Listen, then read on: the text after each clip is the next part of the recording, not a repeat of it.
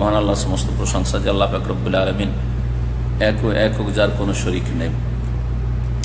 সালাত এবং সালাম নাযিল হোক নবী মুহাম্মদ রাসূলুল্লাহ সাল্লাল্লাহু আলাইহি সাল্লামের উপর, যিনি সালাতের নামাজের শুরু থেকে শেষ পর্যন্ত সমস্ত কিছু আমাদেরকে সুন্দরভাবে শিখিয়েছেন।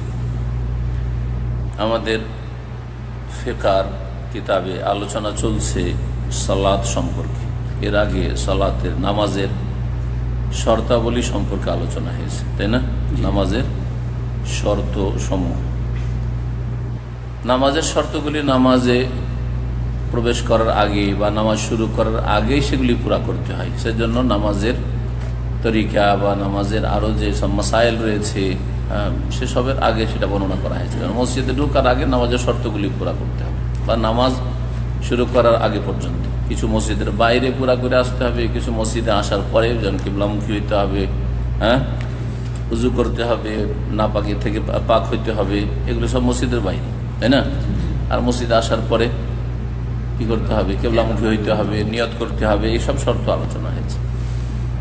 সবগুলি শর্ত নামাজ শুরু করার আগে পর্যন্ত শেষ আপনাকে পুরা করতে হবে। আর শর্ত হচ্ছে ফরজ। নামাজে যখন মসজিদে আসবেন আপনি বাড়ি থেকে বা যে কোনো জায়গায় আছেন সেখান থেকে, তখন তার কিছু আদব শিষ্টাচার রয়েছে, শরীয়তে নীতিমালা রয়েছে, ওগুলো মেনে চলতে হবে। বাড়ি থেকে বেরিয়ে মসজিদ আসা পর্যন্ত, মসজিদে প্রবেশ করা, মসজিদ থেকে বের হওয়া, এ সমস্ত ক্ষেত্রে বেশ কিছু আদব কায়দা রয়েছে। সেটা আজকের বিষয়বস্তু। লেখক বলছেন বাবুন ফি আদাবিল মাশই ইলা সালাতে। এই অধ্যায় হচ্ছে সালাতের উদ্দেশ্যে হেঁটে আসার আদব কায়দা সম্পর্কে। সালাতের উদ্দেশ্যে হেঁটে আসা, হেঁটে আসা এই জন্য বলা হয়েছে হেঁটে আসা উত্তম। কারো কাছে যদি গাড়ি থাকে আর পায়ে হেঁটেও আসতে পারে, এত দূরে না যে পায়ে হেঁটে আসা যাবে না, তাহলে কোনটা উত্তম? হেঁটে, পায়ে হেঁটে মসজিদে আসাই হচ্ছে উত্তম। কারণ নবী করিম সাল্লাল্লাহু আলাইহি সাল্লাম পায়ে হেঁটে শুধু মসজিদে আসেননি, ঈদগাহে পায়ে হেঁটে গেছেন। আর তারপরে পায়ে হাঁটার হাদিস রয়েছে যে প্রত্যেক কদমে কি হয়? গুনাহ মাফ হয়। প্রত্যেক কদমে নেকি হয়, প্রত্যেক কদমে মর্যাদা উঁচা হয় ইত্যাদি। তবে ওই সব লোকেরা যারা হয়তো দূরে আছে, অথবা এখন হেঁটে গেলে জামাতে আমার লেট হয়ে যাবে, তখন গাড়ি ব্যবহার করেন, সমস্যা না। তখন কি হিসাবে নেকি দেওয়া হবে? তখন নেকি দেওয়া হবে। গাড়িতে আসলে যে নেকি হবে না, কদমে কদমে পায়ে ধাপে ধাপে যে নেকিগুলি রয়েছে ওগুলো হবে, সেটা আপনার গাড়ির হিসাবে হবে।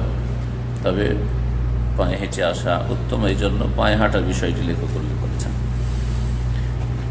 ইযা খারাজাল মুসলিমু ইলাল মসজিদে, কোন মুসলিম যখন মসজিদের উদ্দেশ্যে বের হবে বাড়ি থেকে, অফিস থেকে, লিওয়াদিয়া সালাতা মা জামাতিল মুসলিমিন, মুসলিম জামাতে, মুসলিমদের জামাতে হয়ে সালাত আদায় করার উদ্দেশ্যে। কারণ জামাতে নামাজ পড়া ফরজ, জামাত সহকারে পুরুষদের নামাজ আদায় করা ফরজ। কোরআনে কারীমে দলিল আছে, আল্লাহ পাক বলছেন সূরা বাকারাতে, ওয়ারকাউ মার রাকিঈন, তোমরা রুকু করো রুকুকারীদের সাথে হয়ে। তাহলে একা একা চলবে না, রুকুকারীদের সাথে। রুকুকারীরা মসজিদে নামাজ পড়ে, তাই না? একসাথে হওয়ার উপায় হচ্ছে মসজিদ, বাড়িতে একসাথে হওয়া সম্ভব না। এই জামাত করার অনেক উপকারিতা আছে, অনেক হিকমত আছে, রহস্য আছে। তার মধ্যে বড় একটি রহস্য হচ্ছে যে ইসলাম প্রকাশ পাবে, ইসলাম প্রকাশ পাবে যে এখানে মুসলিম আছে। যদি জামাতে না আসেন তাহলে কি আজানের কোনো প্রয়োজন আছে? আজানের প্রয়োজন, আজান হলো না, একামত হলো না। জামাতি যদি না আসেন তাহলে মসজিদের প্রয়োজন আছে? মসজিদের প্রয়োজন না। বাড়িতে বাড়িতে নামাজ পড়লেন না, মসজিদ দেখা যাচ্ছে, সুতরাং বোঝা যাচ্ছে মহল্লা হিন্দু, ইয়াহুদি, খ্রিস্টানদের না মুসলিমদের। আর মসজিদ থাকলেও আজান হচ্ছে না, আজান হচ্ছে না তো বিরান মসজিদ নাকি, তাই না? জামাত হচ্ছে লোকেরা আসছে দলে দলে নামাজ পড়তে, আবার নামাজ পড়ে বেরিয়ে যাচ্ছে, এতে বোঝা যাচ্ছে হ্যাঁ মুসলিম আছে, মুসলিম আছে। এর মাধ্যমে কাফেরদের অন্তরে ভীতি সঞ্চারিত হবে, এর প্রভাব পড়বে। এটা একটা হিকমত, জামাতের বহু হিকমত আছে।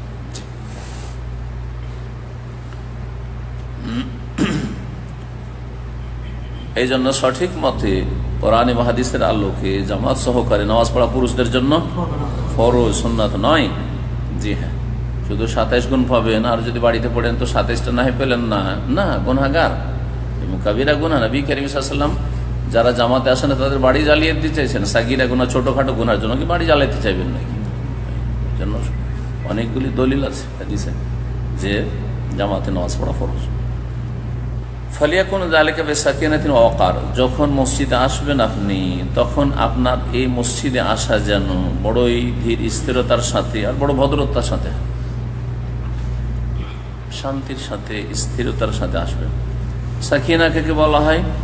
সাকানে আসতে ঠান্ডা, ঠান্ডা মেজাজে চলাফেরা, ঠান্ডা, হ্যাঁ, দৌড়ঝাঁপ দিয়ে নয়, গরম মেজাজে নয়, হ্যাঁ, লাফালাফি করে নয়, ছুটে নয়, যেমন এক শ্রেণীর লোকেরা আছে এখানে, দেশি বিদেশি সব, আরব অনারব, ইল্লা মাশাআল্লাহ কিছু যারা লেখাপড়া কিছু জানে, ওই রুকুটা ধরার জন্য এমন হয়ে ছুটছে যে আছাড় খেলেও হার্ট অ্যাটাক করে, আছাড় খেলে হার্ট অ্যাটাক করে। জায়েজই নয় এরকম এই দৌড় দিয়ে এসে রুকু ধরার চেষ্টা করে। রুকু চলে যাচ্ছে, আপনি আস্তে আস্তে আসেন, পেলেন ওই রাকাত আর না পেলেন, রুকু ধরার জন্য ছুটে যাবেন, শুধু দৌড় দে, এমনকি দৌড় দিয়ে দেখছে যে ওই কোনাতে যেতে রুকু থেকে উঠে যাবে, ওই একাই লেগে গেল, ওইদিকে খালি এদিকে গেল না, ওইদিকে গেল না, লেগে গেল। নামাজ এইভাবে হবে না। নবী করিম সাল্লাল্লাহু আলাইহি ওয়াসাল্লাম বলেছেন যে আগে প্রথম কাতার পুরা করো, যতক্ষণ আগের কাতারে জায়গা খালি আছে, আপনার দূরে হোক বড় বড় মসজিদগুলোতে আপনি ঢুকছেন বাম দিক দিয়ে, যদি দামামে জামে মসজিদে ঢুকেন, ডান দিকে যদি খালি থাকবে, ডান দিকে ঢুকছে, বাম দিকে খালি দেখছেন, তো বাম যেতে যেতে যেতে আপনার রেখা ছুটতে পারে, ছুটুক, অসুবিধা নেই, কিন্তু আপনাকে আগে কাতার পুরা করে। ডান দিকে 2-3 কাতার লেগে থাকে রমজান মাসে, দেখবেন 2-3 কাতার, এক কাতার নয়, 2-3-4 কাতার বেশি লেগে গেছে, ওইদিকে খালি পড়ে আছে, 3 কাতার পর্যন্ত বাম দিকে খালি পড়ে আছে। এগুলো জায়েজ কাজ নয়। মুসলিম অধিকাংশ অজ্ঞ হয়ে আছে দিন সম্পর্কে। সাকিনা মানে হচ্ছে হিয়াত্তমানিনাত, প্রশান্তি, ওয়া তাআন্নি ফিল মাশি, চলাফেরায় ধীর স্থিরতা, ওয়াল ওয়াকার মানে হচ্ছে ভদ্রতা, রাজানা মানে ভদ্রতা, ওয়াল হেলম ধৈর্যশীলতা, সহনশীল হয়ে এমন ভাবে চলছেন, কাকে ধাক্কা লাগলো, আমাকে লাগলো কি আর কাউকে লাগলো কি, হোঁচট খেলাম, সবকিছু হইতে পারে এরকম।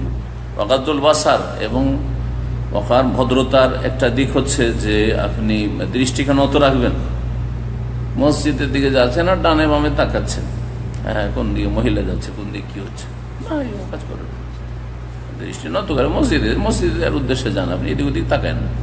ওয়াখাফজিস সাউত, হ্যাঁ, আস্তে আওয়াজ করে, এমন নয় যে হইচই গল্প চলছে আর মসজিদে হাঁটছেন, এরকম নয়, ভদ্রতার খেলাফ। এমনি রাস্তাঘাটে চিৎকার করে হইচই করে কথা বলে ভদ্রতার খেলাফ। মসজিদে শুরু করে দিয়েছে, মসজিদে বেরিয়ে গল্প শুরু করে দিয়েছে, আর মসজিদে বেরিয়ে সিগারেট শুরু করে দিয়েছি, ফাঁসে। ওয়াকিল্লাতুল ইলতিফাত, আর এদিক সেদিক কম তাকান, প্রয়োজনে তাকান এদিক সেদিক, কিন্তু কম তাকান। সহিহ বুখারী মুসলিমে হাদিস রয়েছে, আবু হুরায়রা রাদিয়াল্লাহু তাআলা আনহু থেকে বর্ণিত, নবী করিম সাল্লাল্লাহু আলাইহি ওয়াসাল্লাম বলেছেন, ইযা আতাইতুমুস সালাতা, যখন তোমরা সালাতে নামাজে আসবে। অন্য বর্ণনায় রয়েছে ইযা সামি'তুমুল ইকামাতা, যখন ইকামত শুনবে। ইকামতের আগে যদি মসজিদে এসে থাকেন তো আরো ভালো, এসে 2 রাকাত তাহিয়াতুল মসজিদ পড়েছেন, নামাজের জন্য অপেক্ষা করছেন, যতক্ষণ আপনি অপেক্ষা করছেন, নামাজ না পড়লেও নামাজের ভিতরে আছেন, হাদিস আছে, যতক্ষণ নামাজের জন্য ইন্তজার করছেন আপনি নামাজ পড়েন নাকি বলছেন, সওয়াব বলছেন, 10 মিনিট হোক, 20 মিনিট হোক, আধা ঘন্টা হোক। সুতরাং এই সময়টাকে লস মনে করবেন না, যে আরে আধা ঘন্টা সময় আছে, ফজর আজানের পরে এতক্ষণ বসে থাকবো। বসে থাকলেও নামাজের নাকি, বসে বসে নামাজের নাকি পাবেন। অপরন্ত কোরআন তেলাওয়াত করলেন, অথবা তাসবিহ তাহলিল করলেন, দোয়া করলেন, আজান ইকামতের মাঝখানে দোয়া কবুল হয়, এই সুন্নতি দোয়া কবুল, এই সুযোগগুলো নেন। সুন্নতি দোয়া করার তৌফিক হয় না আজান ইকামতের মাঝখানে, আর বিদাতি মোনাজাত সালাম ফেরার পরে দোয়া করছেন, যেখানে দোয়া কবুল হওয়ার সম্ভাবনা আছে ওগুলো করেন। উত্তম বিকল্প আছে তো খারাপ কাজ কেন করবেন আপনি? হ্যাঁ, উত্তম বিকল্প আপনার কাছে যদি ভালো অপশন থাকে তো মন্দতে কেন যাবেন আপনি? এমনি তো মন্দতে যাওয়া জায়েজ নাই, ভালো না থাকলেও তারপরেও ভালো রাস্তা খোলা আছে, যে আজান ইকামতের মাঝখানে দোয়া কবুল হয়।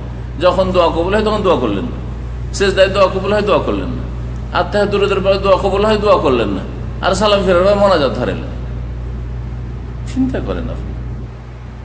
হাদিস জানি না এক শ্রেণীর আলেমরা, সাধারণ লোক অনেকে জানে না, কিন্তু এক শ্রেণীর আলেমরা এইসব হাদিসগুলো জানে কি জানে না, প্রত্যেকটার ক্ষেত্রে হাদিস আছে, আছে না নেই? দোয়া কবুল হওয়ার এগুলো যে জায়গা, জানার পরে আমল করেন না, আবার বিদাতি মোনাজাত করাচ্ছে। বাড়িতে ভালো খাবার থেকে কে লবণ বাটা দিয়ে ভাত খাবেন নাকি? খাবেন? এটা ওই রকমই আছে। তাই লবণ বাটাও তো খাওয়া যায়, কিন্তু বিদাত তো জায়েজই নাই, ওর চাইতে নিকৃষ্ট, তাই না? বাড়িতে গোশত আছে, মাছ আছে, সবজি আছে, সব বাদ দিয়ে লবণ বাটা খেলে তো জায়েজ হয়। কি বলতে হবে? বিড়ালের গোশত, গরুর গোশত বাদ দিয়ে, খাসির গোশত বাদ দিয়ে, মাছ বাদ দিয়ে বিড়ালের গোশত খাচ্ছে, কুকুরের গোশত খাচ্ছে। ঠিক ওই রকমই বেদাত করা আসলে, সুন্নতি দুয়ার তরিকা বাদ দিয়ে। যখন তোমার একামত শুনবে অথবা নামাজে আসবে, ফামসু, তখন হেঁটে আসো। ফামসু মাসায় মিশে মানে হেঁটে আসে, এবং নবী সাল্লাল্লাহু আলাইহি ওয়াসাল্লাম হেঁটে আসতেন, সাহাবারা হেঁটে আসতেন। ওয়ালাইকুমুস সাকিনা, আসবে তোমরা ধীর স্থিরতার সাথে, তোমাদের চলাফেরায় যেন কি থাকে? ধীর স্থিরতা থাকে, ভদ্রতা থাকে। ফামা আদরাকতুম ফাসাল্লু, অতঃপর যা পেলে ইমামের সাথে তা পড়ে নাও। এটা আশঙ্কা করছেন যে আমি যদি এরকম আস্তে আস্তে হাঁটি তো আমার তো এক রাকাত ছুটে যাবে, তাই না? নবী সাল্লাল্লাহু আলাইহি ওয়াসাল্লাম ওসব চিন্তা করিও না, এক রাকাত ছুটবে না 2 রাকাত ছুটবে, ওটা যদি আগে থেকে চিন্তা ছিল তাহলে একটু আগে আসতে, যে শুরু থেকে তাকবীরে তাহরিমা দিয়ে ধরবো আমি সহ। ফামা আদরাকতুম, যতটা পেলে ফাসাল্লু, ইমামের সাথে নামাজ পড়ে না। ওমা ফাতাকুম, যা তোমাদের ছুটে গেল, ফাতিমু, সেটা পুরা করে নাও। সেটা কি করে নাও? পুরা করে নাও। ফাতিমু বলেছেন, এই ফাতিমু যা ছুটে গেল পুরা করতে হবে, কাজা নয়। পুরা আর কাজাতে কি পার্থক্য আছে? এই শব্দের অর্থটা বুঝলেই একটি গুরুত্বপূর্ণ মাসলা জানতে পারবেন, যে মাসলা অনেকে জিজ্ঞেস করে যে আমি 2 রাকাতে আমের সাথে পেলাম এশার নামাজে, বাকি 2 রাকাত পেলাম না, তো এই যে 2 রাকাত পেলাম না, পরে আমি কাজা করে পড়বো, এতে কি সূরা মিলাবো? এই প্রশ্ন করে না, করেন না?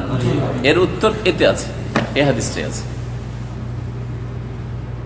নবী সাল্লাল্লাহু আলাইহি ওয়াসাল্লাম পুরা করতে বলেছেন, পুরা করা আর কাজা করা। যদি কাজা করা বলা হইতো তাহলে আগে ছুটে গেছে ওটাকে পুরা করছে, হ্যাঁ, আর পুরা করা মানে আগে ছুটেনি, আগেরটা আমার আগে আছে আর আমার বাকিটা আছে এখন। বুঝতে পারলেন পার্থক্যটা? পার্থক্যের উদাহরণ দিই। পুরা করতে হবে তার মানে আপনি কয় রাকাত নামাজ পেলেন? উদাহরণ দিলাম 2 রাকাত পেলেন, 4-এর মধ্যে কত পেলেন? 2 পেলেন, তাহলে বাকিটাকে কি করতে হবে? পুরা করতে হবে। নবী বলেছেন আপনার এই পুরা করা শব্দ দিয়ে এটা বোঝায় যে আপনি যে 2 পেয়েছেন, ফার্স্ট রাকাত, প্রথম রাকাত হয়েছে, সেকেন্ড রাকাত, দ্বিতীয় রাকাত হয়েছে, এখন পুরা করবেন কি? 3য় রাকাত পুরা করবেন আর 4র্থ রাকাত পুরা করবেন।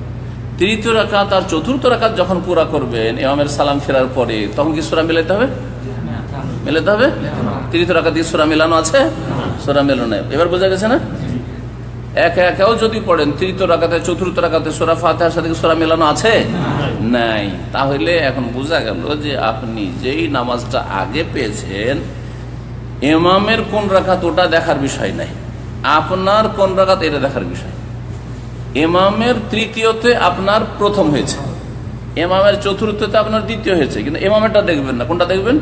আপনারটা দেখবেন, যে আমার এটা প্রথম এবং 2য় হয়ে গেছে ইমামের সাথে। এখন 3য় আর 4র্থ, 3য় 4র্থতে একা পড়লো, সূরা মেলানো নাই, ইমাম হইলেও সূরা মেলানো নাই, আর মুক্তাদি হলেও তো সূরা মেলানো নাই, মুক্তাদি তো কোনো রাকাতে সূরা মেলানো নাই, ঠিক না? এর বোঝা গেছে? তাহলে কি করবেন? উত্তর যে আমার 2 রাকাত ছুটে আছে, এখন সূরা মিলাবো কি মিলাবো না? উত্তর কি? সূরা মেলাতে হবে না, কারণ এই 2 রাকাত হচ্ছে আপনার 3য় 4র্থ রাকাত। যদি বলা হয় এটা ফাতিমু না, ফাকুজু, কাজা করো, কাজা করো মানে আগের গুলো ছুটে আছে ওইটা পুরা করো। তাহলে প্রথম রাকাত ছুটে আছে, 2য় রাকাত ছুটে আছে, প্রথম 2য় রাকাতে একা যদি পড়তেন তাহলে কি করতে হইতো? সূরা মেলাইতে হইতো। যারা এই রকমের ব্যাখ্যা করছে তারা কিছু মাযহাবে এরকম আছে, একদম মাযহাবে কি করতে হবে? কাজা করতে হবে। তার মানে আপনি 2 রাকাত যে পেয়েছেন, ওই 2 রাকাত ইমামের যেহেতু তৃতীয় চতুর্থ, আপনারও তৃতীয় চতুর্থ, তাহলে আপনাকে এখন কি নিয়ে আসতে হবে? প্রথম আর দ্বিতীয় নিয়ে আসতে হবে। প্রথম দ্বিতীয় যদি একা পড়তে হয় তাহলে কি করতে হবে? সূরা মিলাইতে হবে। ওরা বলছে সূরা মিলাইতে হবে, এটা ভুল ফতোয়া, এই হাদিসের আলোকে ভুল ফতোয়া। সহিহ বুখারী মুসলিম কি বলা হচ্ছে? তুমি তামাম করো, পুরা কমপ্লিট করো। এর বোঝা গেছে না? এই প্রশ্ন আর কেউ করবেন না। আমার এই আলোচনা থেকে প্রশ্নের উত্তর যাতে করে হয়ে যায়, কিন্তু এই প্রশ্ন কিয়ামত পর্যন্ত হয়ে যেতে কত শোনাচ্ছি তারপর। সহিহ মুসলিমে আছে, ইমাম মুসলিম বর্ণনা করেছেন, নবী সাল্লাল্লাহু আলাইহি ওয়াসাল্লাম বলেছেন, ইন্না আহাদাকুম ইযা কানা ইয়ামিদু ইলা সালাতি, তোমাদের কোন ব্যক্তি যখন নামাজের উদ্দেশ্যে বের হয়, ফাহুয়া ফি সালাতিন, তখন সে নামাজেই থাকে। যখন বাড়ি থেকে বেরিয়েছেন তখনই আপনি নামাজে। তাহলে যখন নামাজের অবস্থায় আছেন, আপনি বাড়ি থেকে বের হইলেই তো নামাজের অবস্থায় কি দৌড়াদৌড়ি করবেন নাকি? নামাজের অবস্থায় কি করতে হবে? ধীর স্থিরতা, ইতমিনান, প্রশান্তি, ভদ্রতা। তো যেমন মসজিদের ভিতরে আপনার প্রশান্তি আর ভদ্রতা থাকবে, ধীর স্থিরতা, ঠিক তেমনি রাস্তাতেও ভদ্রভাবে আসবে না। মসজিদে যথাসাধ্য তাড়াতাড়ি আসার চেষ্টা করেন। আজানের পরে এটা হিসাব করবেন না যে 20 মিনিট তো আছে, এটা আমাদের বড় রোগ। ভালো ভালো মানুষ তো 5 ওয়াক্ত নামাজ পড়ি, তারপরে 15 মিনিট তো আছে, এই ঘড়িতে এত আছে। আল্লাহ আমাদের সকলকে হেদায়েত দান করেন, সকলকে আল্লাহ যেন নামাজের ক্ষেত্রে আগ্রহী হওয়ার তৌফিক দান করেন। কারণ মসজিদ হচ্ছে জান্নাতের বাগান, মসজিদ হচ্ছে জান্নাতের। সুবহানাল্লাহ। এখন যদি আমাদের সামনে জান্নাত চলে আসে, আর যদি আপনাদের বলা হয় যে থামেন থামেন থামেন, যেতে হবে না, যেতে হবে, থামবেন, জান্নাতের বাগান থামেন, কে আগে ঢুকতে পারে? জান্নাতের বাগান তো বাদ দেন, স্পেশাল খাবারের ব্যবস্থা করে দেওয়া হয়েছে। পার্টি, বিভিন্ন অনুষ্ঠানের শেষে খাবার থাকে না, হ্যাঁ, তৌফিক তাহফিজুল কোরআনের অনুষ্ঠান হয়, বড় বড় যেখানে অনুষ্ঠান হয়, একবারে বড় বড় বকরি ছাগল উট কেটে দস্তরখান লাগানো আছে, আর অনুষ্ঠান শেষ হয়ে গেছে। অনুষ্ঠান শেষ হয়ে যেতে যেতে দেখা যায় সব ফুল হয়ে গেছে। ও আগে থেকে রেডি হয়ে এমন, হ্যাঁ, ধাক্কা ধাক্কি করে আগে গিয়ে কে কোথায় বসতে পারে, তাই না? জান্নাতেরও বাগান না, দুনিয়ার পেটের বাগান। কথা বুঝে গেছে? ভালো খাবার, আগে গিয়ে বসি তাড়াতাড়ি করে, কি পাবো কি পাবো না। জান্নাতের বাগান, এদা মারারতুম বিরিয়াদিল জান্নাহ, যখন জান্নাতের বাগান হয়ে তোমরা অতিক্রম করবে, ফারতাও, সেখানে তোমরা আহার করে নিও। জান্নাতের বাগান মসজিদ। নবী সাল্লাল্লাহু আলাইহি ওয়াসাল্লাম জান্নাতের বাগান বলেছেন কাকে? মসজিদকে বলেছেন। নামাজ পড়ে নাও, সেখানে কোরআন তেলাওয়াত করে নাও, জিকির আজকার করে নাও, তাসবিহ তাহলিল করে নাও। ওয়ালিয়াকুন খুরুজুল মুসলিম ইলাল মসজিদ মুবাক্কিরান, মুসলিম যেন মসজিদের উদ্দেশ্যে তাড়াতাড়ি বের হয়, আজানের আগে বের হন, আজানের আগে থেকে উজু করে থাকেন, আর নাহলে কমপক্ষে আজানের সাথেই আপনি উজু করেন। যদি টাইম থাকে 15-20 মিনিট আছে, আজানের পর উজু করতে পারেন, কিন্তু তাড়াতাড়ি যান, যাতে উজু করে বাথরুম সেরে উজু করে গিয়ে কমপক্ষে 2 রাকাত তাহিয়াতুল মসজিদ পড়তে পারেন। আর যদি আগে থেকে উজু থাকে তাহলে তো আরও ভালো। আমি হিসাব করে দেখেছি, যদি আগে থেকে আপনার উজু রেডি থাকে আর আজানের পরে পরে মসজিদে ঢুকতে পারেন, গোটা 1 মাস পুরা হওয়ার আগে 1 খতম হয়ে যাবে আরামসে। আলাদা টাইম বের করতে হবে, পরীক্ষিত এটা, আপনি পরীক্ষা করে দেখি। 1টা মাস আপনি নিজের ট্রেনিং কোর্স নেন, যেটা আমার ট্রেনিং কোর্স চলছে। আজানের সাথে মসজিদে ঢুকে পড়েন, আগে থেকে উজু করে রেডি আছে, বুঝা গেছে না? আর তারপরে 2 রাকাত তাহিয়াতুল মসজিদ পড়ে কোরআন তেলাওয়াত করতে লাগে। 5 টাইম করেন কি না? 5 টাইমে যদি 10 মিনিট করেও টাইম পান তো কত মিনিট হয়ে যাচ্ছে? 50 মিনিট। তার অর্থে 5 মিনিট করেও যদি টাইম পান তো কত হয়ে যাচ্ছে? 5 মিনিট করেও টাইম পাবেন না? জোহরে আরামে 10 মিনিট পাবেন, 20 মিনিটের জায়গায়, তাই না? এখানে 20 মিনিট হচ্ছে, হ্যাঁ। 5 মিনিট করে যদি পান, 4 টাইমে ধরেন, ফজরটা বাদ দিয়ে, ফজর একটু লম্বা সময় থেকে ধরেন 4-5-এ 20 মিনিট, 20 মিনিট এক পারা পড়া যায়। একটা টাইম বাদিয়ে দিলাম, চিন্তা করেন আপনি। আর যদি 10 মিনিট একটাতে দেন, ধরেন এসে যেটাতে একটু ফিরে আসেন, যে আগে ভাগে যেতে পারবো, যেখানে হয়তো বাথরুমের প্রয়োজন নেই, তাহলে ওটাতে 10 মিনিট আরামে পাওয়া যাবে, তারও বেশি পাওয়া যায়, 20 মিনিটও পাওয়া যেতে পারে। 10 মিনিট ধরলাম, একটা টাইমে 10 মিনিট, আর বাকিগুলো তো 5-5 মিনিট, তো আধা ঘন্টা হয় না? 4-5-এ 20, আর একটা টাইমে 10, তাহলে 30 মিনিট হলো না? 30 মিনিটে যে কোনো লোক যতই আসতে পড়ুক না কেন, যতই নতুন কোরআন শিক্ষা হোক না কেন, আরামে 1 পারা খতম করতে হবে। আমরা এক যুগে 13 মিনিট 12 মিনিট শেষ করতাম, দেখলাম যে এটা জায়েজ নয়, এটা দেশি তরিকার খতম ছিল, জায়েজ না। এইভাবে কোরআন স্পষ্ট হয় না পড়া, তারপরে কোরআন অর্থের ওপর করা হয় না, চিন্তাও করা হয় না, কোরআন অর্থ বুঝে পড়ার চেষ্টা করা উচিত। এখন অর্থ বুঝে পড়ি, 17 থেকে 18 মিনিট পড়ি আমি একবার কোরআন, 17 থেকে 18 মিনিট যদি একবার বসি তাতে একবার আলহামদুলিল্লাহ পড়ি। এবং আপনি এটা যদি কোর্স বানিয়ে নেন যে আমি দিনে কত ঘন্টা মোবাইল নিয়ে থাকছি, আমি কোনো একবার যখনই হোক না কেন 20 মিনিট আমি কোরআনের সাথে বসবো, তাহলে একবার করে এমনিতে হবে। এটা আর একটা তরিকা কোরআন খতম করা, বুঝতে পারছেন না? কিন্তু কোরআনের সাথে মহব্বত লাগবে। যে মহব্বতটা, যে সময়টা দিচ্ছেন আপনি মোবাইলকে, চিন্তা করেন আল্লাহ যদি জিজ্ঞেস করে যে মোবাইলকে কত সময় দিয়েছিস, আমার কিতাব কোরআন কারীমকে কত সময় দিয়েছিস, কি জবাব দেবেন? একটু চিন্তা করেন না দিনদার ভাইয়েরা। আমি বেদিনদের কথা বলছি না, আধা নামাজিদের কথা বলছি, নামাজিদেরকে বলছি আপনাদেরকে। সারা বছর কোরআন ছুঁয়ে দেখছেন না, আল্লাহ পাক যদি জিজ্ঞেস করেন কি জবাব দেবেন? যে আমার কোরআনের কতটা হক আদায় করেছো আর তোমার এই মোবাইলের হক কতটা আদায় করেছো, দিনে কত ঘন্টা মোবাইলকে দিয়েছো, কত ঘন্টা কোরআনকে দিয়েছো? জবাব এখন থেকে তৈরি করতে হবে, মওতের পরে সময় হবে না জবাব তৈরি করার, অ্যান্সারের ব্যবস্থা এখনই করতে হবে। জি, তাড়াতাড়ি করে মসজিদে যাওয়ার চেষ্টা করবে একজন মুসলিম, লিইউদরিকা তাকবীরাতুল ইহরাম, যাতে করে তাকবীরে তাহরিমা পায়। তাকবীরে তাহরিমাকে তাকবীরাতুল ইহরাম বলা হয়। যখন কথা কাজ দুনিয়ার হারাম হয়ে যায়, আল্লাহু আকবার কথা কাজ হারাম, এটা তাকবীরে তাহরিমা আমার দেশে পরিচিত এই নামে, আর তাকবীরাতুল ইহরামও বলা হয়। ওয়াহযুরুস সালাতা মাল জামাত মিন আউয়ালিহা, আর জামাতের শুরু থেকে যাতে করে উপস্থিত হতে পারে। আগে ভাগে গেলে কোনোদিন আপনার তাকবীরে তাহরিমা ছুটবে না, সূরা ফাতিহা ছুটবে না, বা রাকাত ছুটবে না। সহিহ বুখারী মুসলিমের রিওয়ায়াত রয়েছে, আব্দুল্লাহ ইবনে উমর রাদিয়াল্লাহু তাআলা আনহু থেকে বর্ণিত, নবী সাল্লাল্লাহু আলাইহি ওয়াসাল্লাম বলেছেন, ইযা তাওয়াদ্দা আহাদুকুম ফাআহসানাল উযুয়া, যখন তোমাদেরকে উযু করবে আর সুন্দর করে উযু করবে, সুম্মা খারাজা আল মসজিদে, তার মসজিদের উদ্দেশ্যে বেরোবে, লাম ইয়াখতু খুতওয়া ইল্লা রুফিআত লাহু বিহা দারাজা, যে কোনো ধাপ রাখবে সেই এক ধাপের বিনিময়ে তার একটা মর্যাদা উঁচা করা হবে, আপনার মর্তবা উঁচা করা হবে, মান মর্যাদা আল্লাহ পাকের কাছে উঁচা হবে। হুত্তাত আনহু বিহা খাতিয়ার, একটি গুনাহ মাফ হবে, একটি গুনাহ আপনার যে আমলনামা আছে আমলনামা থেকে ঝরে যাবে। ফাইদা ওয়াসালা বাবাল মসজিদ, যখন মসজিদের দরজায় পৌঁছিবে, ডান পা আগে বাড়াবেন না বাম পা? ডান পা। ফালিয়াকাদ্দিবাল ইউমনা ইনদা দুখুল, প্রবেশের সময় ডান পা বাড়াবেন এবং বলবেন এই ক্ষেত্রে দোয়া। একটি আছে শয়তান থেকে আশ্রয় কামনা করা, একটা হচ্ছে আল্লাহ পাকের রহমত কামনা করা, আর একটি হচ্ছে নবী সাল্লাল্লাহু আলাইহি ওয়াসাল্লামের উপর সালাত ওয়া সালাম দরুদ পেশ করা। বোঝা গেছে? তিনটি। শয়তান থেকে আশ্রয় চাইতে, কারণ আপনি শয়তান থেকে রক্ষা পাওয়ার জন্য মসজিদে আসছেন। এখানে যদি শয়তান আপনাকে পেয়ে যায় মসজিদেও, তাহলে আপনার তো গেল, তাই না? তো কমপক্ষে আল্লাহ তুমি আমাকে শয়তান থেকে আশ্রয়, আপনার আশ্রয় নেওয়ার জন্য আমি এখানে হাজির হয়েছি মসজিদে।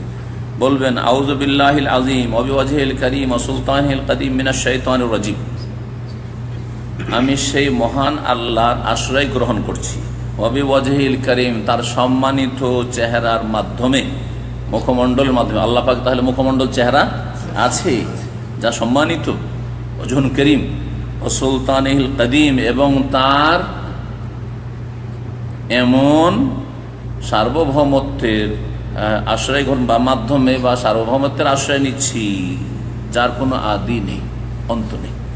কাদিম যা প্রাচীন, কাদিম মানে প্রাচীন, তার যার শুরু নেই, এক কথায় কাদিম। মিনাশ শাইতানির রাজিম, কি থেকে আশ্রয় চাইছি?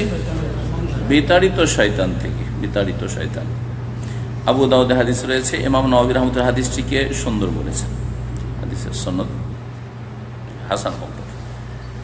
দ্বিতীয় যেটা আপনার মসজিদে ঢোকার সময় জিকির, সেটা হচ্ছে নবী সাল্লাল্লাহু আলাইহি ওয়াসাল্লামের হক আদায় করা। আল্লাহুম্মা সাল্লি আলা মুহাম্মদ, আল্লাহুম্মা সাল্লি আলা মুহাম্মদ, এইভাবে বলেন। আর না হলে বলবেন বিসমিল্লাহি ওয়াসসালাতু ওয়াসসালামু আলা রাসূলিল্লাহ, যেভাবে বলেন।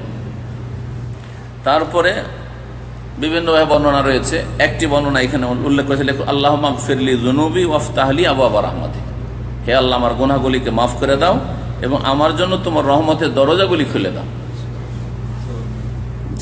এই হাদিসটি আবু হুমায়ুন এবং আবু হুরায়রা রাদিয়াল্লাহু তাআলা আনহু থেকে বর্ণিত হাদিসে রয়েছে।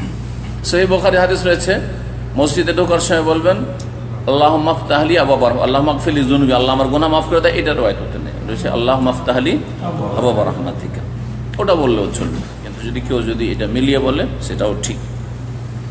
ওয়াইদা আরাদাল খুরুজ, যখন বের হবেন মসজিদ থেকে, কাদ্দামা রিজলাহুল ইউসরা, প্রথম কি বের করবেন?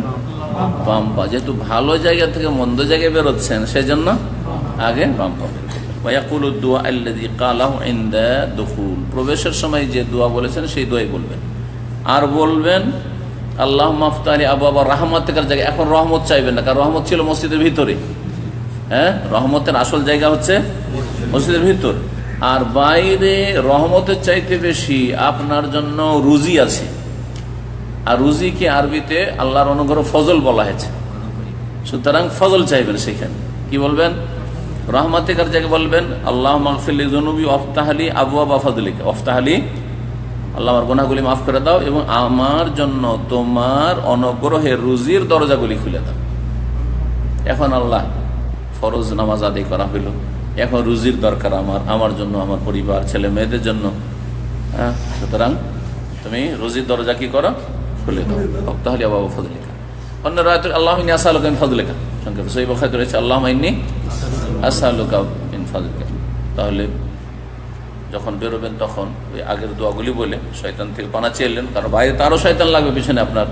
আউযু বিল্লাহিল আযীম ওয়া বিওয়াজহিল কারীম ওয়া সুলতানিল কাদীম মিনাশ শাইতানির রাজীম, বিসমিল্লাহ ওয়াসসালাতু ওয়াসসালামু আলা রাসূলিল্লাহ। আবার দরুদ পড়লেন, তারপর কি বলবেন? আল্লাহুম্মা ইন্নী আসআলুকা মিন ফাদলিকা বা আল্লাহুম্মা মাগফির লি যুনুবি ওয়াফতাহ লি আবওয়াবা ফাদলিকা। দুই রকমের যেই রকম করে বলেন না কেন। এই ফাদলিকা বাইরে আর ভিতরে রহমতিকা ঢোকার সময় কেন বলছে? ওয়াজালিকা, এটা এই জন্য যে লিআন্নাল মসজিদ মাহলুর রাহমা, মসজিদ হচ্ছে রহমতের জায়গা। ওয়া খারিজুল মসজিদ মাহলুর রিজক, আর মসজিদের বাইরে হচ্ছে রিজিকের জায়গা। মসজিদে রুজি রুটি পাওয়া যাবে না, পাওয়া যাবে কি? রুজি রুটি বাইরে পাওয়া যাবে।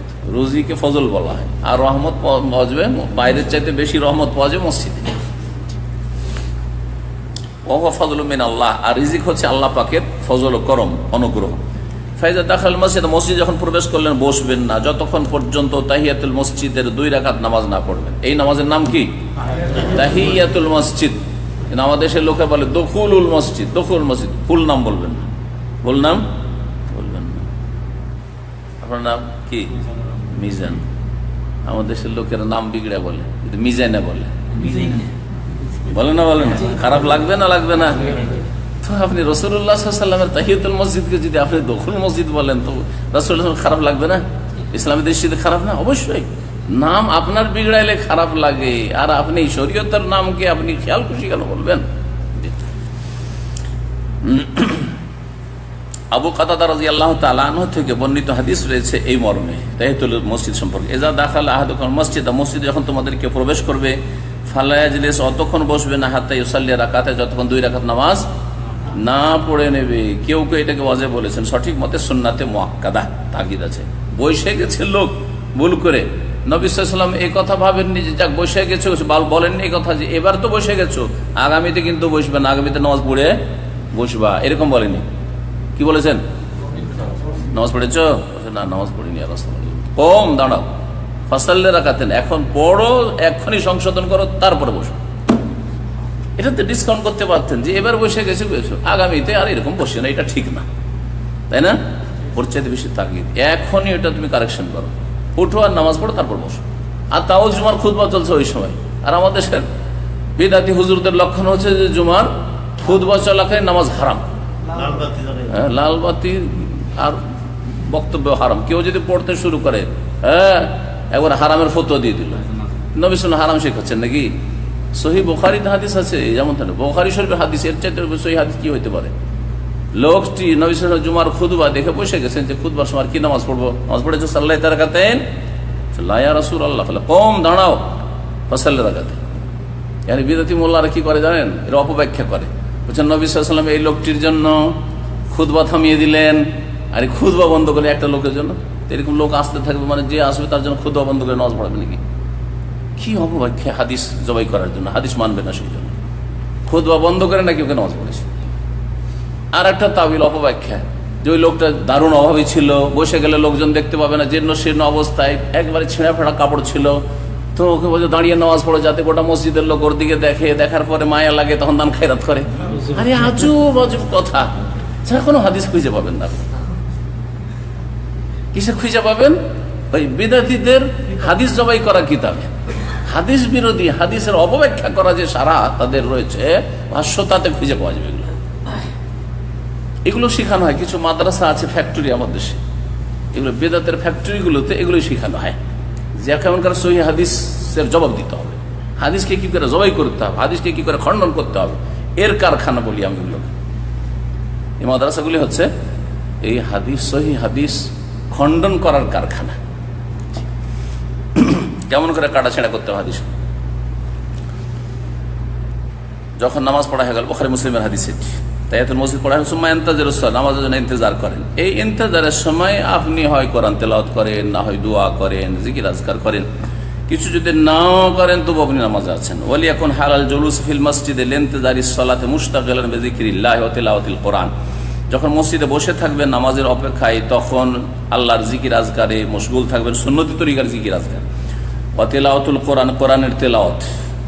ওয়া ইয়াতাজান্নাবুল আবাস, বসে আপনি আলতু ফালতু কাজ করবেন না। হ্যাঁ, আবাস হচ্ছে অসার কথা কাজ। বসে আছে, নামাজ শুরু হয় না, দুজনে গল্প শুরু করে দিলেন, এটা হচ্ছে আবাস, ফালতু কাজ করবেন না। মসজিদ গল্প করার জন্য নয়। মসজিদে বসে পা খান ফেটে আছে, ঘষা শুরু করলে, পায়ের খুঁটি দিয়ে মসজিদের কার্পেট খারাপ করে দিচ্ছে। জুমা মসজিদে দেখবেন, জুমা পড়ে মুসল্লিরা চলে যাওয়ার পর দেখবেন আছে না, কেউ পা লিয়ে পা খোটরাচ্ছে আর কেউ নাক খোটরাচ্ছে, করে না, এগুলো আবাস, আবাস।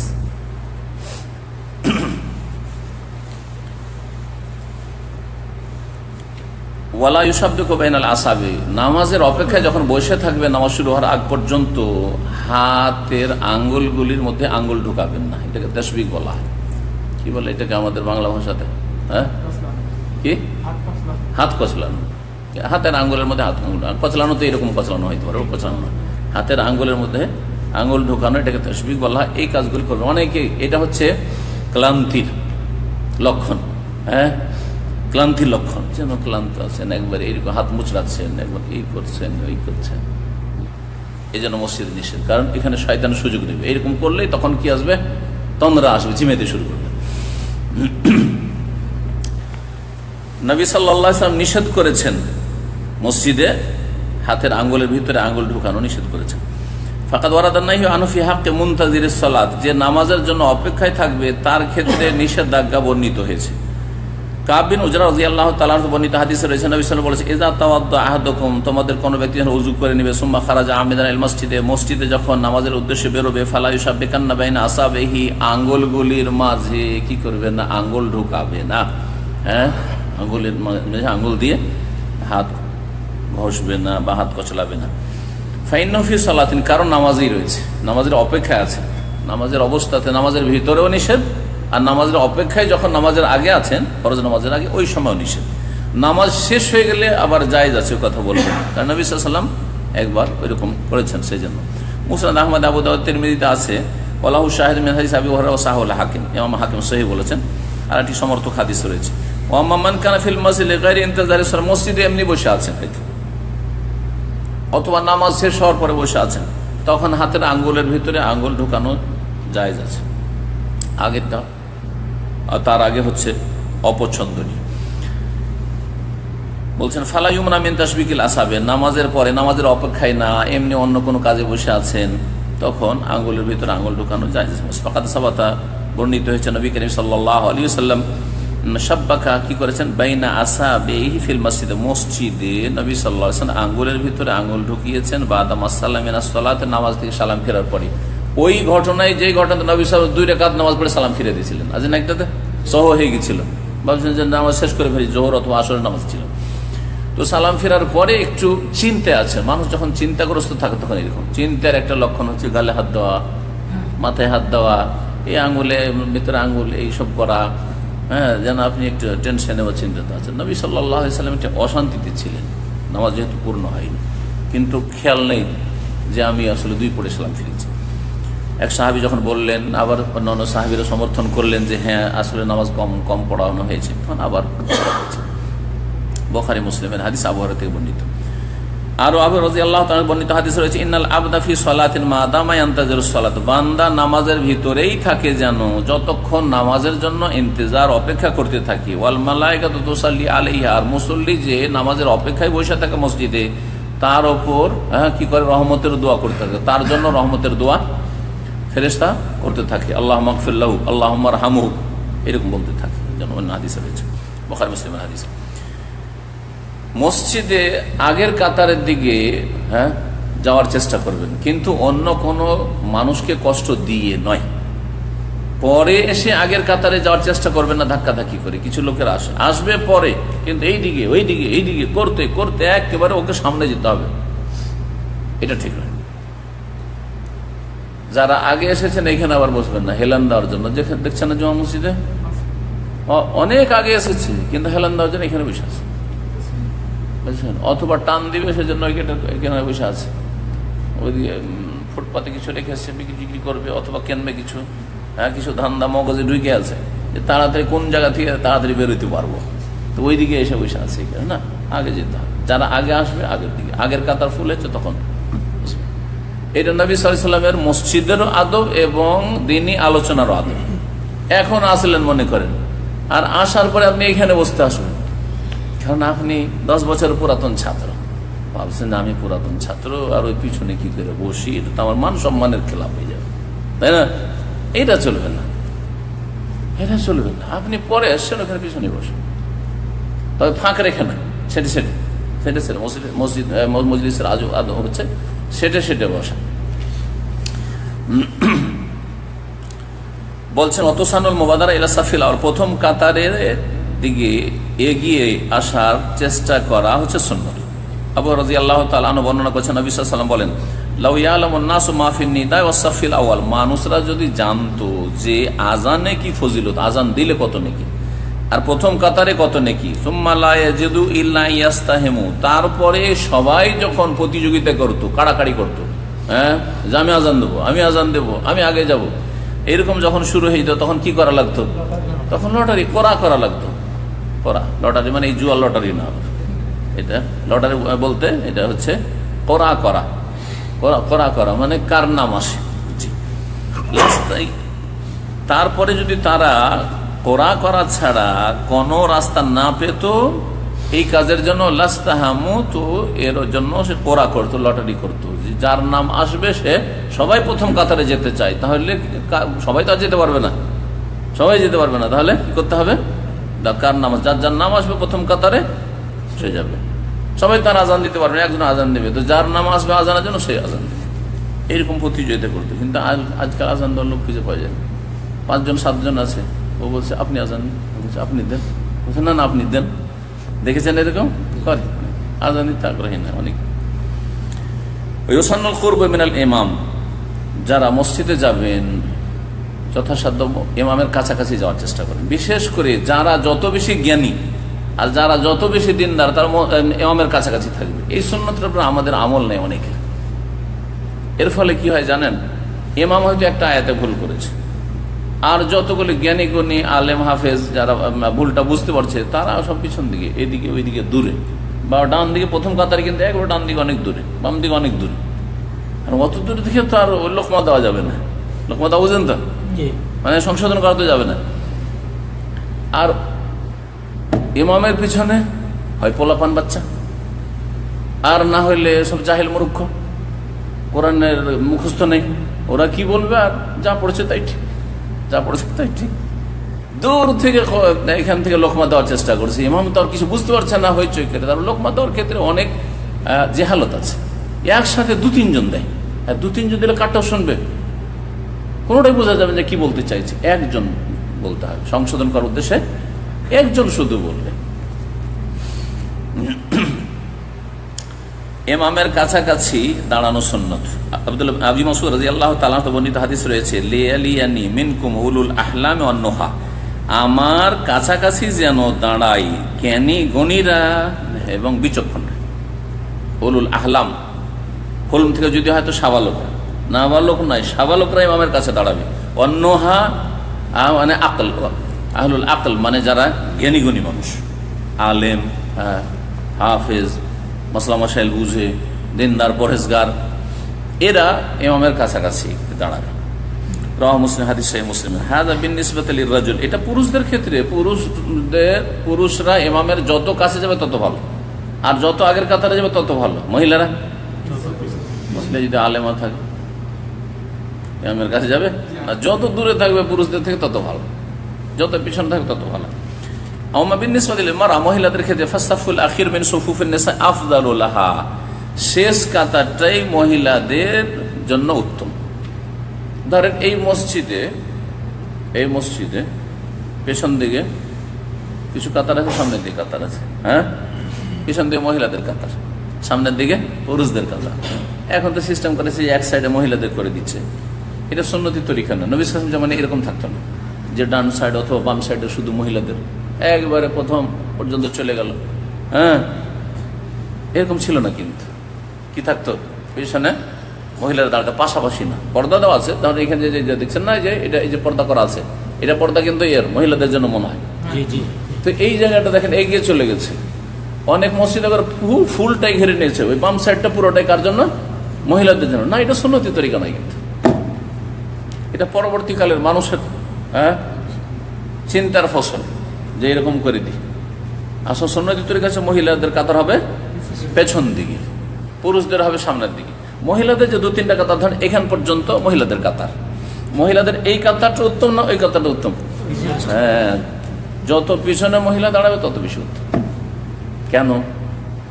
কারণ এরপরে ওইখানে পুরুষরা আছে, পুরুষদের থেকে যত দূরে মহিলা থাকবে তত ভালো, তত অস্বসা, শয়তানি অস্বসা থেকে দূরে থাকবে। থাকবে না? থাকবে না?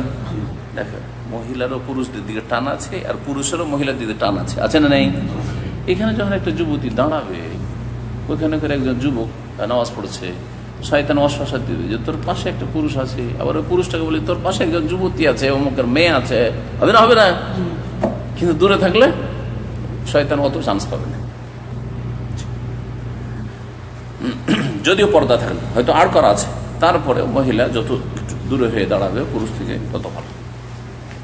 এই জন্য ভিড় ভাড়ে হজের মৌসুমে আর রমজানে হারামের ভিতরে মসজিদে নববীতে, মসজিদে হারামে মক্কায় নামাজ পড়তে নিয়ে যাওয়া ঠিক মনে করি না। যখন ভিড় থাকবে, গায়ে ধাক্কাধাক্কি করতে হচ্ছে, যেখানে সেখানে কাতার লেগে যাচ্ছে, সামনে মহিলা পিছনে পুরুষ, এরকম হয়ে যাচ্ছে না। মহিলাদের হোটেলে পড়ান, ওর চাইতে বেশি নাকি পাবে? হারামে নামাজ পড়ার চাইতে বেশি নাকি পাবে? মক্কার হোটেলে পড়ে আর মদিনার হোটেলে পড়ে, পর্দার মধ্যে থাকলো, মাঝে মধ্যে নিয়ে যাবেন 5 মিনিট, আর যাবেন ধরেন আগে ভাগে চলে যাবেন, যাতে মহিলা আর পুরুষ একাকার না হয়ে যায় রাস্তাঘাটে। মহিলাদের জন্য পেছন কাতার কেন উত্তম? আবু হুরায়রা রাদিয়াল্লাহু তাআলা বর্ণিত হাদিস রয়েছে, ওয়া খায়রু সুফুফিন নিসাই আখিরুহা, শাররু সুফুফিন নিসাই আউয়ালুহা ওয়া খায়রু সুফুফিন নিসাই আখিরুহা। হাদিসের একটা অংশ এখানে উল্লেখ করেছে, সবচাইতে খারাপ কাতার মহিলাদের হচ্ছে সামনের কাতার, আর উত্তম কাতার মহিলাদের হচ্ছে আখিরুহা, শেষ কাতার। রাওয়াহু মুসলিম। লিআন্না যালিক আবআদুল্লাহ আন রুয়াতির রিজাল, কারণ এটা পুরুষদের দেখা থেকে তাকে দূরে রাখে। দূরে থাকলে পুরুষদের দেখতে পাবেন, হ্যাঁ, পুরুষদের দূরে থাকলো। ইল্লা ইযা কানা হুনাকা সাতির বাইনা রিজাল ওয়ান নিসা, তবে যদি আড় থাকে, বলছেন লেখক, তবে যদি আড় থাকে, পুরুষ আজকাল অধিকাংশ জায়গায় আড় থাকছে, পুরোপুরি যদি আড় থাকে, ফাসাফুল আউয়ালি নিসা আফজাল, লেখক তার ইজতিহাদে বলছেন তাহলে প্রথম কাতার মহিলাদের ক্ষেত্রে উত্তম বলা যেতে পারে। আল্লাহু আলাম। তারপরেও শয়তানি একটা অশ্বাস আছে। নবী সাল্লাল্লাহু আলাইহি ওয়াসাল্লাম যখন বলেছেন, তো ইজতিহাদ, নবীর হাদিসের সামনে ইজতিহাদ করা দরকার কি? যে মহিলা সামনের দিকে যদি পর্দা করা থাকে তাহলে সামনে দাঁড়াইলে উত্তম, এটা তো তার ইজতিহাদি ফতোয়া লেখকের, বোঝা গেছে কিনা? আর নবী সাল্লাল্লাহু আলাইহি ওয়াসাল্লাম আমভাবে বলেছেন। নবী সাল্লাল্লাহু আলাইহি ওয়াসাল্লামের কাছে ওহী আসতো যে কিয়ামতের কাছাকাছি মানুষের কাছে যখন পয়সা হবে, তখন মসজিদের ভিতরে কি করবে? তারা আড়ের ব্যবস্থা করবে, পর্দার ব্যবস্থা করবে, সেপারেট করে দিবে মহিলাদের। এটা কি নবী সাল্লাল্লাহু আলাইহি ওয়াসাল্লামকে আল্লাহ জানাইতে পারতেন না? আল্লাহ তো জানেন, তো তাহলে এটা বলে দিতেন যে যখন পর্দার ব্যবস্থা হয়ে যাবে তখন মহিলারা সামনে থাকলেও উত্তম হবে। বলেননি নবী সাল্লাল্লাহু আলাইহি ওয়াসাল্লাম? এক কথা, নবী সাল্লাল্লাহু আলাইহি ওয়াসাল্লাম একটা কায়দা বেঁধে দিয়েছেন, মহিলারা পুরুষ থেকে যত দূরে থাকবে তত ভালো। এই জন্য আপনার বাড়িতে নামাজ পড়তে গিয়েও উঠানে নামাজ পড়ার চাইতে বারান্দায় ভালো, বারান্দার চাইতে ঘরের ভিতরে ভালো, ঘরের ভিতরে চাইতে ঘরের কোনাতে নামাজ পড়া ভালো। হাদিস আছে, মহিলাদের মুসাল্লা আপনি ঘরের কোনাতে করবেন, যাতে করে হঠাৎ করে ধরেন আপনার ভাই, আপনার ভগ্নিপতি, বোনজামাই কেউ চলে আসলো, নজরই না পড়ে, বাইরে থেকে ওখানে নামাজ পড়ছে, ভাবি নামাজ পড়ছে, হ্যাঁ, বা আমার শালা সম্বন্ধে স্ত্রী নামাজ পড়ছে, নজরই না পড়ে, একেবারে আড়ের মধ্যে, এটা সবচেয়ে কথা। ওয়াতাআক্কাদু ফি হাক্কিল ইমামি ওয়াল মুসাল্লি আল ইহতিমাম বিতাসফিয়াতি সুফুফ। এখন আরেকটি মাসলা বর্ণনা করছেন যে ইমামের ক্ষেত্রেও, ইমামেরও দায়িত্ব আর মুসাল্লিরও দায়িত্ব হচ্ছে কাতার সোজা করার ক্ষেত্রে গুরুত্ব দেওয়া। ইমামও দেখবে যে কাতারগুলি সোজা হইল কি হইল না, না টেড়া বাঁকা হয়ে আছে, আর নিজে মুসাল্লিও দেখবে যে আমার কাতারটা ঠিক হয়েছে কিনা। হাত্তা আউজাবা যালিকা শাইখুল ইসলাম রাহিমাহুল্লাহ, ইমাম শাইখুল ইসলাম রাহমাতুল্লাহ আলাইহি, ইবনে তাইমিয়া রাহমাতুল্লাহ আলাইহি, তিনি ওয়াজিব বলেছেন, কাতার সোজা করা ওয়াজিব। এটি সঠিক মত, কারণ নবী সাল্লাল্লাহু আলাইহি সাল্লাম শক্ত ভাষা ব্যবহার করেছেন। কাতার যদি সোজা না করা হয় তাহলে অন্তরে ফাটল ধরে যাবে, শত্রুতা পয়দা হবে, ফিতনা সৃষ্টি হবে, জি মহব্বত চলে যাবে মানুষের, স্বাভাবিক। দেখেন পাশে আপনার যদি কেউ নামাজ পড়তে দাঁড়ায় আর আপনার সাথে না সাঁটে দূরে থাকে, তো ওর মনটা খারাপ হবে না, হবে না? মন খারাপ হওয়া মানে তো অন্তর ফাটল ধরছে। আমার এটা পরীক্ষিত একবারে। একটা লোক একবার আপনার পাশে সুন্দর হয়ে দাঁড়ায় না, কাতার সোজা করে সেঁটে ছুটে, আর আরেকটা লোক আপনার ছাড়তেই চায় না, দূরে, অন্তরে একটা ঘৃণা হবে না, মহব্বতের বিপরীত হবে।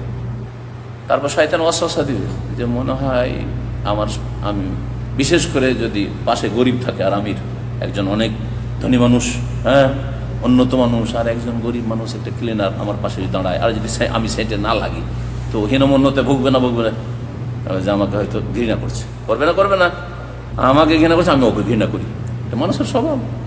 জি এইভাবেই ফাটল ধরে আসলে। এই কথাই বলেছেন নবী সাল্লাল্লাহু আলাইহি ওয়াসাল্লাম। আনাস রাদিয়াল্লাহু তাআলা বর্ণিত হাদিস রয়েছে, সাওয়ু সুফুফাকুম, তোমরা তোমাদের কাতারগুলিকে সোজা করে না, ফাইন্না তাসফিয়াতা সুফুফি মিন তামামিস সালাহ, কারণ কাতার সোজা করা নামাজের পূর্ণতা। তাহলে কাতার যদি সোজা না থাকে তাহলে নামাজ অসম্পূর্ণ, নামাজ অসম্পূর্ণ। অসম্পূর্ণ যখন নামাজ থাকছে তার মানে কাতার সোজা করা হচ্ছে ওয়াজিব। এবার বুঝতে পেরেছেন? বুখারী মুসলিমের হাদিস। নোমান বিন বাশির রাদিয়াল্লাহু তাআলা আনহু থেকে আরো বর্ণিত হাদিস রয়েছে, নবী সাল্লাল্লাহু আলাইহি ওয়াসাল্লাম বলেছেন, লা তুসাউউন্না সুফুফাকুম, অবশ্যই তোমরা কাতারগুলিকে সোজা করবে তোমাদের। আও লা ইউখালিফান্নাল্লাহু বাইনা উজুহিকুম, আর না হইলে আল্লাহ পাক তোমাদের চেহারাগুলির মাঝে বিরোধ সৃষ্টি করে দেবেন। চেহারাতে বিরোধ, এর একটি অর্থ হচ্ছে চেহারা বলে এখানে কলবকে উদ্দেশ্য করা হয়েছে। অন্তরে বিরোধ মানে দ্বন্দ্ব সৃষ্টি হয়ে যাবে, শত্রুতা, বিদ্বেষ, ঘৃণা সৃষ্টি হবে। আপনি একজন গরিব দেশের মানুষ আর একটা অনেক ধনী দেশের মানুষ, আপনার পাশে যদি নামাজ পড়তে দাঁড়ায়, আজ আপনার সাথে না ছাড়ি তো হবে না একটা শত্রুতা। অথবা অন্য রঙের একজন কালো মানুষ, আফ্রিকান, ওর পাশে আমি যদি দাঁড়াই আর যদি না ছাটি তো স্বাভাবিক ওর অন্তরে শয়তান ঢুকে পড়বে যে আমাকে কালো বলে ঘৃণা করছে, করবে না? হ্যাঁ, একজন লোক আতর সেন্ট মেরে একবারে দামি দামি কাপড় পরে, একজন সৌদি অথবা একজন কুয়েতি ধনী দেশের, একজন আমেরিকান, একজন ইউরোপিয়ান, আর যে একটা গরিব বাঙালি পাশে নামাজ পড়ে, অথবা একজন শেখ একটা গরিবের পিছনে একটা পাশে যদি নামাজ পড়ে আর যদি না ছাটে, তাহলে শয়তান সুযোগ নেবে না? তো বিরোধ সৃষ্টি হবে। বাইনা উজুহ বাইনা কুলুবিকুম, অন্তরে তোমাদের আল্লাহ বিরোধ সৃষ্টি করে দেবে, মহব্বত পয়দা হবে। নামাজ পড়ার উদ্দেশ্য মহব্বত পয়দা করা, কোথায় মহব্বত হবে না। আর কেউ বলেছেন যে তোমাদের চেহারাকে আল্লাহ পাক পরিবর্তন করে দিবেন। আরেকটা অর্থ কি, তোমাদের চেহারাকে তোমরা কাতা যদি সোজা না করো তো তোমাদের চেহারাকে আল্লাহ পাক কি করে দেবেন, বিকৃত করে দেবেন, যেটা আছে তার খেলাফ করে দিবেন। বিকৃত মানে চেহারাকে বানর শুকুরে পরিবর্তন করে দিতে পারেন। আল্লাহ সক্ষম কিনা? সক্ষম। আর এক হাদিসে রয়েছে, যদি ইমামের আগে কেউ জেনে শুনে রুকু থেকে মাথা উঠিয়ে নেয় তাহলে কি হবে, ওয়াল্লাযী ইয়ারফাউ রাসাহু ক্বাবলা আল ইমামি আন ইউহাওবিরাল আমা ইয়াখশাল্লাযী ইয়ারফাউ রাসাহু ক্বাবলা আল ইমাম আন ইউহাওবিরাল্লাহু রাসাহু রাসা হিমারিন আও সূরাতাহু সূরাতা হিমার। ওই ব্যক্তি কি ভয় করে না যে রুকু সিজদা থেকে ইমামের আগে মাথা উঠিয়ে নেয়, জেনে শুনে তাড়াহুড়া লেগে আছে আপনার, এদিকে ইমাম ওঠে না, আপনি লাফিয়ে উঠে যাচ্ছেন, একটু ভয় লাগে না? নবী সাল্লাল্লাহু আলাইহি ওয়াসাল্লাম বলছেন যে আল্লাহ হতে পারে যে তার চেহারা কি অথবা তার সুরতকে কি করবেন, গাধার চেহারাতে বিকৃত করে দিবেন, সক্ষম। এটা বোঝানো হয়েছে, কেউ বলেছেন তাসফিয়াতু সুফুফ তা'দিলুহা, কাতার সোজা করা মানে কাতারকে বরাবর করা, বে মুহাযাতিল মানাকিবি ওয়াল আকওয়াবি, কাঁধের বরাবর কাঁধ করা আর টাখনার বরাবর টাখনা করা, এবং কাঁধে কাঁধ মিলিয়ে টাখনায় টাখনা মিলিয়ে নামাজ পড়া, এটাও অনেকেই ওয়াজিব বলেছেন, আর কেউ সুন্নাত বলেছেন। ইখতিলাফ মাসলা, কিন্তু এই ক্ষেত্রে তাগিদ রয়েছে। তাই বলছেন লেখক আমিন তাসবিয়াতিস সাফে সাদ্দুল ফারাজ ওয়া তারাস বাইনা সুফুফ, আর কাতার সোজা করার অন্তর্ভুক্ত হচ্ছে ছিদ্র বন্ধ করা। শয়তানের জন্য ছিদ্র রাখেন না, দুই পায়ের মাঝখানে, দুই মুসল্লির মাঝখানে ফাঁকা না থাকে, যেমন আমাদের দেশের মোজাবধারীরা রাখে। ও তারাস বাইনা ফি সুফুফ, আর কাতারগুলিকে একবারে মিলিয়ে নেওয়া। তারাস মানে ঢালা সীসা, ঢালাই করা সীসা, মানে গলানো সীসা দিয়ে যেমন প্রাচীর তৈরি করা ওই রকম। তার মানে কি সেটা দাঁড়াইতে হবে। তাহলে এই হাদিসগুলো আমল করার ক্ষেত্রে খুব ত্রুটি মানুষের। জাবের বিন সামরা রাদিয়াল্লাহু তাআলা আনহু বর্ণিত বলছেন রাসূলুল্লাহ সাল্লাল্লাহু আলাইহি ওয়াসাল্লাম বেরোলেন আর বললেন আলা তাসুফুনা কামা তাসুফুল মালায়েকাতু ইনদা রাব্বিহা, তোমরা কি কাতার লাগাতে পারো না যেভাবে ফেরেশতাগণ কাতার লাগান রবের সামনে, আল্লাহর সামনে। যখন ফেরেশতারা দাঁড়ান, মালায়েকা দাঁড়ান, কেমন ভাবে কাতার লাগান? কালু কাইফা তাসুফুল মালায়েকাতু ইনদা রাব্বিহা, সাহাবীরা বলেন ইয়া রাসূলুল্লাহ, রবের সামনে, আল্লাহর সামনে ফেরেশতারা কিভাবে কাতার লাগান? ফাকাল ইউতিমুনা সাফাল আউয়াল ওয়া তারাসুনা ফিস সাফে, তারা প্রথম কাতার আগে পুরা করেন, প্রথম কাতার পুরা করেন। প্রথম কাতার খালি থাকতে দ্বিতীয় কাতার ফেরেশতারা লাগান না। আল্লাহর সামনে যখন তারা দাঁড়ান আল্লাহর আদেশ শোনার জন্য, আল্লাহর হুকুম পালন করার জন্য, এবং তারা কাতারকে কাতারের সাথে মিলিয়ে নেন। ওয়া তারাসুনা ফিস সাফে, কাতারকে কাতারের সাথে মিলিয়ে নেন। তাহলে বোঝা গেল যে আপনার গায়ের সাথে গা মিলতে হবে, কাঁধের সাথে কাঁধ মিলতে হবে, পায়ের সাথে পা মিলতে হবে। এই বিষয়গুলি আনাস রাদিয়াল্লাহু তাআলা আনহু সহিহ বুখারীতে বর্ণনা করেছেন, সাহাবারা এইভাবে নামাজ পড়তেন। রাওয়াহু মুসলিম। ওয়া ইয়ামিনুস সাফুল আউয়াল, আচ্ছা ডান দিকে দাঁড়ানো উত্তম না বাম দিকে? ডান দিকে দাঁড়ানো উত্তম। ইয়ামিনুস সাফুল আউয়াল আফদাল মিন ইয়াসারি, বাম দিকের তুলনায় ডান দিক উত্তম। ইযা কান আকরাব ইলাল ইমাম, সেটা যদি ইমামের কাছাকাছি হয়। কিন্তু যদি দেখা যায় যে বাম দিকের লোক ইমামের কাছে আর ডান দিকের লোক অনেক দূরে, তারপরেও কি উত্তম হবে? না, উত্তম হবে না। বাম দিকে একবারে ইমামের কাছাকাছি, যদিও বাম দিকে, আর ডান দিকের লোক একেবারে এই কিনারায়, তারপর উত্তম হবে? বলছেন না, ওইটা হবে না। যে যত বেশি ইমামের কাছে থাকবে, কারণ ওটাও এর আগে হাদিস পড়লেন যে তোমরা যথাসাধ্য চেষ্টা করি ইমামের কাছাকাছি হওয়া। তবে যারা ওই কিনারে আছে আর এই কিনারে আছে, বামের তুলনায় ডানওয়ালা উত্তম। বা পাশাপাশি আছে, আপনি একটু ডান দিকে ইমামের কাছে আর আরেকজন আছে বাম দিকে ইমামের কাছে, তাহলে ডান দিকওয়ালা বেশি উত্তম। আওতোসাবি তারফান, দুই দিক যদি বরাবর হয়, আর এটাই সুন্নত তরিকা, দুই দিক সমান করে ইমাম মাঝখানে দাঁড়াবে যদি জায়গা থাকে, তাহলে ডান দিক বেশি উত্তম। অসুন্নাত কুরবু সাফিল আউয়াল মিনাল ইমাম, আর সুন্নত হচ্ছে যে প্রথম কাতারটি ইমামের কাছাকাছি হবে, বেশি ফাঁক দেবে না। অকুল্ল সাফিন মিম্মা, প্রত্যেকটি কাতার যেন আগের কাতারের কাছাকাছি থাকে, বেশি ফাঁকা না থাকে। বিহাইসু লা ইয়াফসুল ইল্লা মাহাল্লাস সুজুদ, বেশি জায়গা রাখবেন না, একমাত্র সেজদার জায়গা রাখবেন।